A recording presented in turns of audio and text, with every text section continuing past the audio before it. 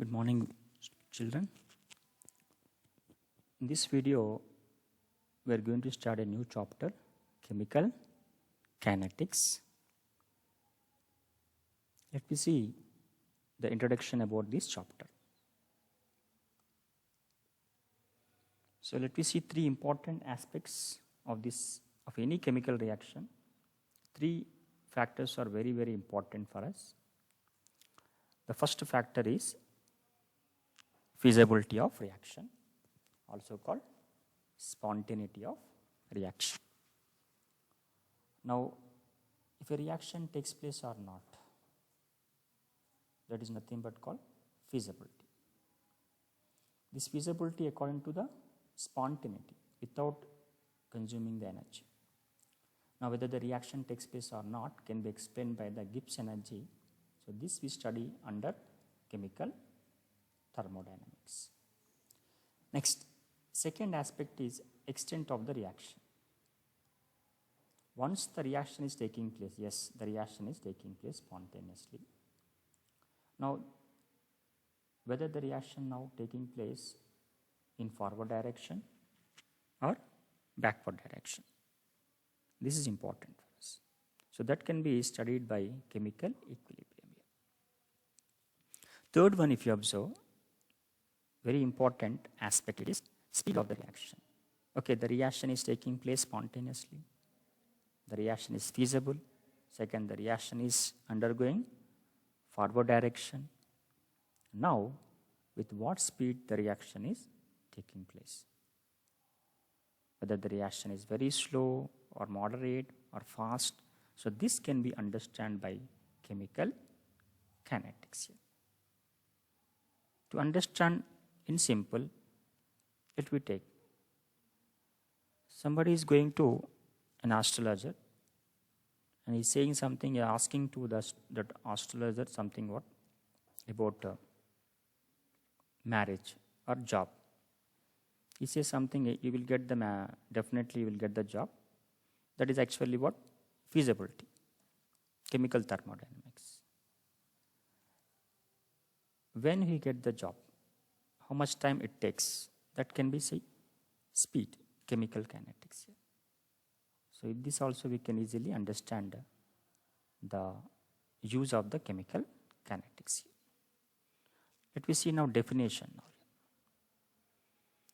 This chemical kinetics is a branch of chemistry which deals with rate of reaction, the speed of the reaction. Not only speed of the reaction, it also involves the investigation of the reaction. Investigation of the reaction means what? To know the mechanism of a reaction.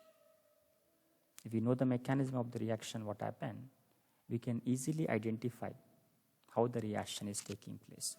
What are the measurements we can consider in that reaction? So that is the reason what happened. Investigation is also very important. So we can easily identify the mechanism of the reaction by using the chemical kinetics. It also involves conditions like concentration, temperature, pressure, and the catalyst. Why? Because these concentration, temperature, pressure, catalyst are also controlling the rate of reaction here. That means these factors also depends upon what? Rate of reaction. For example, if you increase the temperature, rate of reaction will increases. If you increase the concentration, rate of reaction increases like that. So this is about the chemical kinetics introduction. Next, we'll see in the macroscopic level and microscopic level. In macroscopic level means bulk, in the bulk content. It is a study of amounts of reactants being consumed and products are formed. Also rate of their consumption of or formation. That means how much amount of reactant is consuming and how much amount of product is forming here. So the amount actually it is specifying here. Studying the amount of what reactants and the products it is studying. At what level? Macro level here. In micro level, It studies the reaction mechanism, molecularity, and also what? Molecular energy, isn't it? This is studied under what? Micro level. Next, we'll see what is the importance of chemical kinetics here. So we know there are some reactions are very fast reactions. They can be able to control the speed of the reaction, which is very important in the real world. Because when you consider the combustion reaction, it's a very fast reaction. It's a heat liberated process. So if you know the reaction, so we can able to control the speed of the reaction here. If one can predict a reaction rate, one can do something on control the rate. For example, I know the rate of the reaction of a methane which is undergoing oxidation with oxygen. I know the entire the mechanism, I know the even rate of the reaction also. With that, I can control the speed now. I can control at what speed the reaction takes place, so that I can take some measurements for that reaction. Some cases what happens, speeding up process. For example, I want to prepare some ammonia. In that process what happens? By using some measurements, by knowing some concepts of chemistry with the chemical kinetics, I can speed up the process so that we can earn more money actually. Industries can earn more amount of money. For example, if you see you are getting some headache, how long after you take the aspirin does your headache go away? How long will the medicine stay in your system? How many days does it takes for your milk to spoil in refrigerator? How long does it takes for cement to harden? So this is all nothing but actually the rate only. How much time it requires for a chemical process. If you know that time, if you know that the spend time for a chemical reaction, we can easily analyze the reaction. We can easily control the reaction here. Chemical kinetics plays an important part in industrial chemistry, especially industries, because the time taken for any reaction to take place and the energy required is very, very important in economical prospect. The kinetic aspect of chemistry is often odds with the thermodynamic side when considering the best conditions for industrial application. So what I'm saying here, thermodynamics and chemical kinetics together works, isn't it? Then only we are going to get the results here. Next, we'll see some different types of reactions. Explosive reactions here. The first one, explosive reaction. Formation of water is an explosive reaction.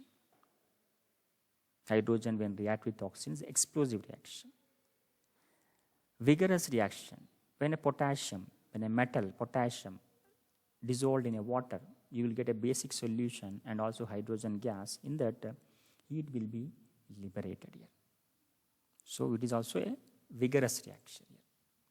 Not only potassium, you can take any first year group elements, they vigorously reacts with water. Very speedily, rapidly undergo chemical reactions to liberate the heat here.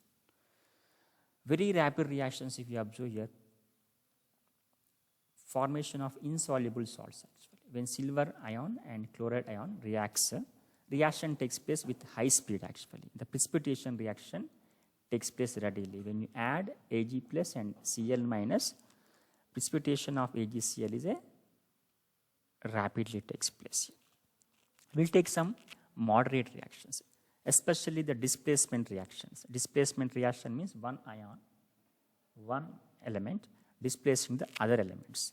For example, I have taken Ag plus, silver ion actually.